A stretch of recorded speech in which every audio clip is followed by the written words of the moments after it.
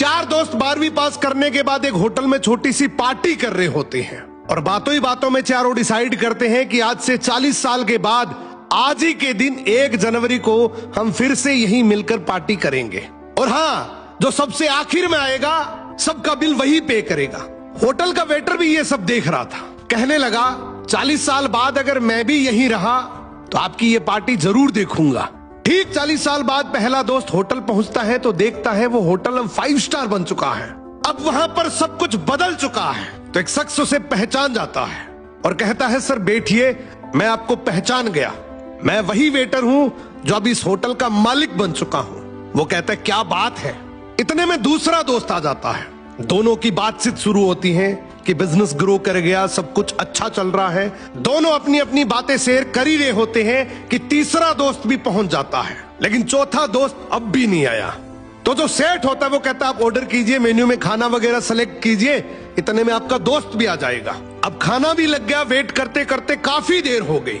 उदास मन से ये तीनों दोस्त डिनर शुरू कर देते हैं। तीनों ने डिनर कर भी लिया, लेकिन चौथा दोस्त अब भी नहीं आया। अब जब बिल देने की बारी आती है तो कहते हैं कि विकास तो शायद बहुत बड़ा आदमी बन गया, हम सबको इग्नोर कर रहा है, चलो हम ही बिल पे कर देते हैं। जैसे ही बिल पे करने के लिए काउंटर पे पहुंचे तो काउंटर का मैनेजर बोला आपका बिल तो ऑलरेडी पे हो चुका है। अब तीनों अपने चौथे दोस्त के ना आने की शिकायत करते करते होटल से बाहर निकले ही थे कि तभी एक सरकारी गाड़ी वहां आकर रुकती है। उसमें से एक लड़का उतरता है और तीनों के पैर छूते हुए कहता है मेरे पापा टीचर बन गए थे, मुझे कलेक्टर बनाने के काबिल कर दिया, लेकिन अफसोस मेरे पापा आज से 1 महीने पहले ये दुनिया छोड़कर चले गए। उन्होंने आखिरी वक्त में आपके इस वादे के बारे में मुझे बताया था और कहा था कि जब तीनों पार्टी खत्म कर ले तो उसके बाद तू वहां जाना और पेमेंट वगैरह कर देना।